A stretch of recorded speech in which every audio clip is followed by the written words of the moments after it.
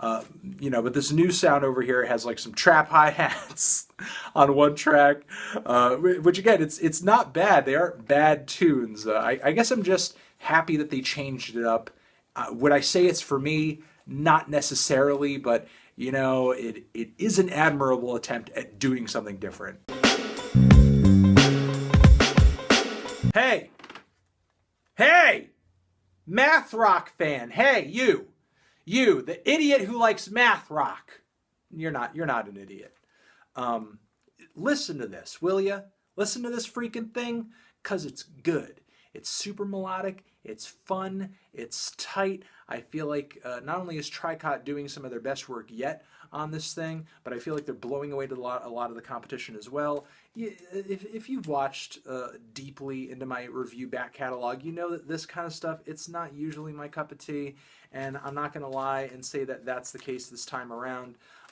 You know, it's still not, but I still recognize in terms of the vocals, in terms of the performances, in terms of the guitar work, there's an incredible amount of talent on this album, and I would hate for anybody who is typically a fan of this sort of thing to miss out on it, because, you know, they really are doing some special stuff on this album, so don't miss it, bitch. In my opinion, pretty solid record from Obituary over here. I mean, they're obviously not reinventing the wheel, but I do love just the passion and the anger and the fire they bring to this record, combining that with the fact that it in a lot of ways, it is a purist's death metal album. I mean, especially with the first third or so of the record, so many tracks at this portion of the album seem to be kind of pulling from that era in time where thrash metal was very much at the beginning of death metal as a stylistic influence. There are lots of hard and heavy and in-your-face tracks on this thing, a few snoozers, a lesson in vengeance, and I would skip Betrayal if you can. But outside of that, I think it's a good record. Good record from Obituary.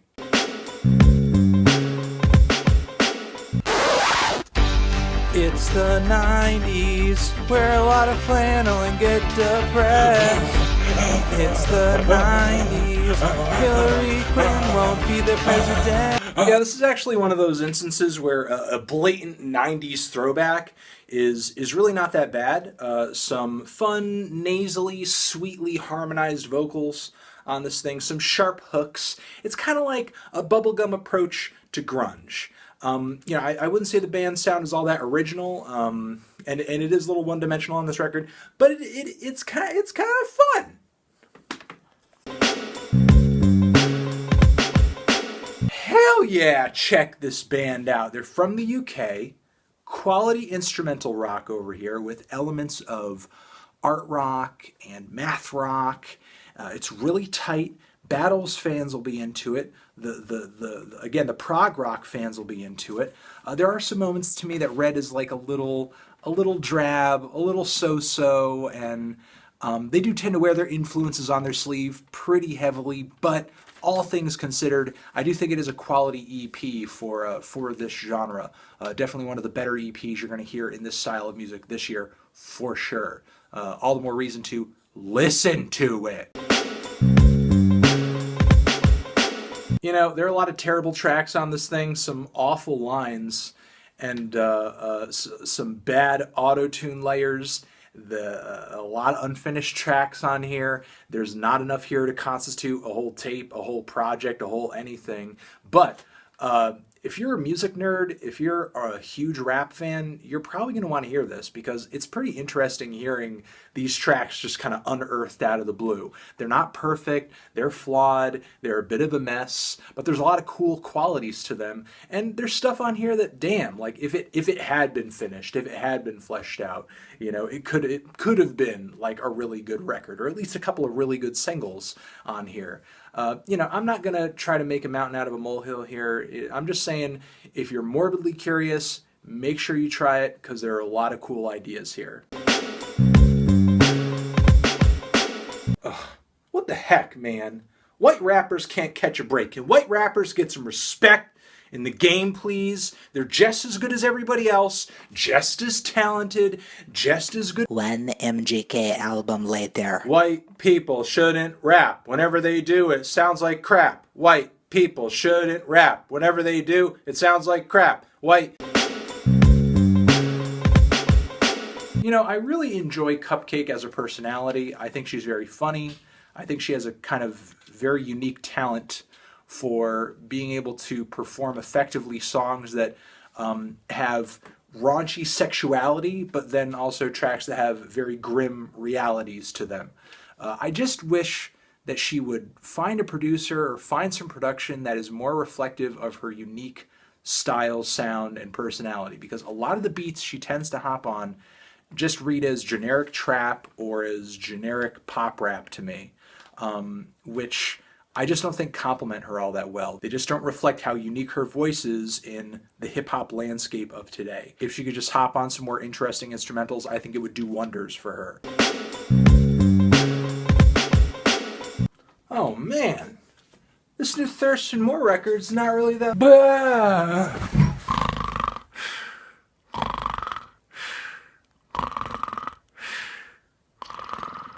It's like a boring Lou Reed ripoff. God damn. God damn. How did they get it to sound so much like it's 2002? You know? That's what I want to know. It sounds like it's still like 2000. It sounds like it's still freaking 1999. And that's an accomplishment, I guess. You know, not that Ulver's ever had a single sound or style attributed to their name. Part of the reason I think they're one of the most interesting groups in music, period, is that they tend to evolve and change so aggressively with every couple of albums. You know, some of those progressions, some of those evolutions, not a huge fan of. Some of them, sure, great, fantastic. This is one of the ones where I'm just really kind of on the fence with it. Ulver has done a lot of things over the years, but I did not expect them to come through with a record of grand, showy, very pristine goth ballads mixed with like Depeche Mode, like old school Depeche Mode flavored new wave. Very funky, like synth pop stuff. Never would have anticipated, but here it is, and I think they do the style at least a little bit of justice. You know, does it do them any favors? Not necessarily, but you know, Ulver certainly doesn't sound awkward going in this direction. I guess I'll say that much. You know, it's interesting, but merely only from the perspective for me of like, hey, they're trying something different. That's worth trying out, but you know, it's worth hearing for that reason. But it's not necessarily anything I'm excited to return to, you know. I wanted to like this so bad. I wanted to like this so bad. You know, I've been kind of listening to their previous mixtape and EPs and just kind of waiting for the moment where I'm just like blown away by Horror's music. And I feel like what has happened on this new album over here is, while there have been improvements, I feel like what has kept me from loving the band's music truly and fully has made itself so apparent that I can't deny it any longer.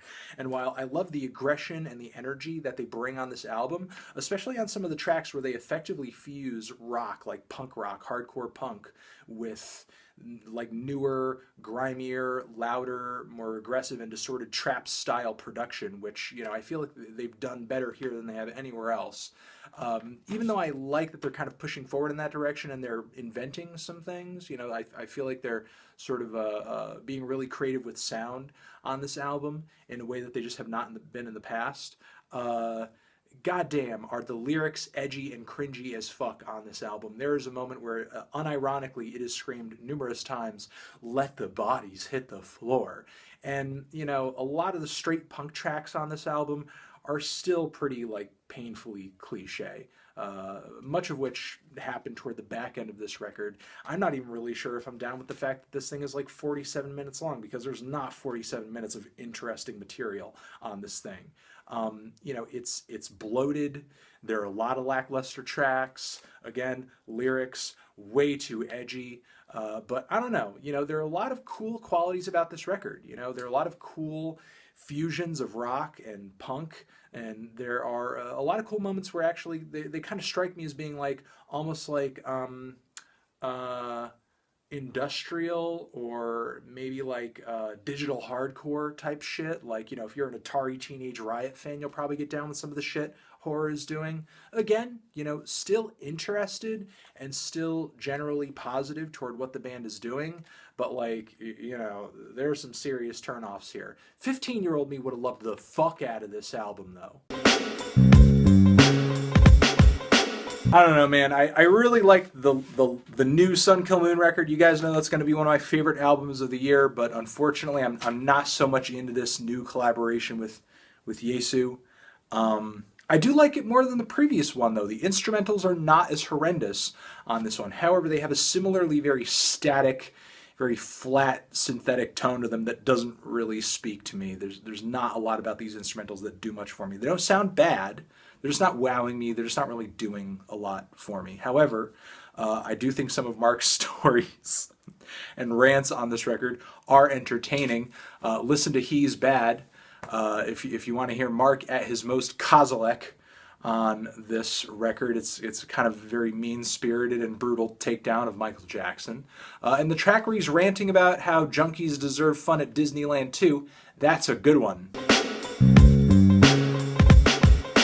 You know, if you're really into alternative R&B to the point where you just want to hear any of it, all of it, I think this is most definitely an album you're going to want to check out. There are some very cool, progressive, and inventive things about some of the production on this thing. I wouldn't say the vocals are all that strong. I mean, in my opinion, that's really kind of the Achilles heel of the record. But, you know, who knows? This is kind of the first big album-sized outing for this project. Maybe the vocals will, you know, become a bit brighter, a bit bolder, a bit more intriguing with future releases. But as of right now, you know, again, if you're into that kind of spacey, experimental, alternative R&B sound, certainly worth checking out.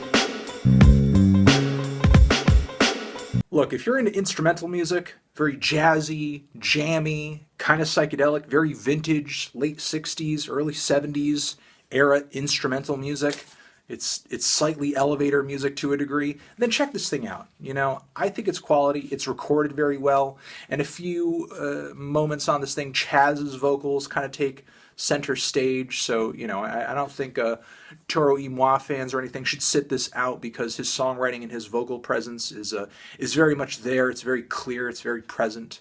Yeah, you know, it's not anything that's going to keep me coming back, but it's certainly pleasant while it's on. Pretty much, you know, my worst fears confirmed on this new Woods album over here. And I get that sounds and elements that are in this record have also kind of existed on Woods' previous records, the hippy-dippy sort of quality of their music, the jam band quality of their music. I mean, me personally, I like the drearier, darker, folkier side of the band so much more, and I tend to favor their releases that kind of lean on that side of their influence. This one's kind of on that other side of their influence I'm not all that crazy about, but it's not a terrible record. I just don't think it's a Woods album for me, personally. But I'm going to look up their next one because they put out so much material. They're always changing. They're always evolving. They're always doing something a little different, incrementally altering their sound. So no reason, you know, not to continue following the band. Zishin, YUNOREVIEW. Hope you guys enjoyed that one. There you go. Bam, banging these things out. That's all I have to say right now. You're the best. Very proud of you. Eat your fruits and veggies. Stay hydrated. Hit the gym. Hug someone you love. And I'll catch you in the next video. Forever.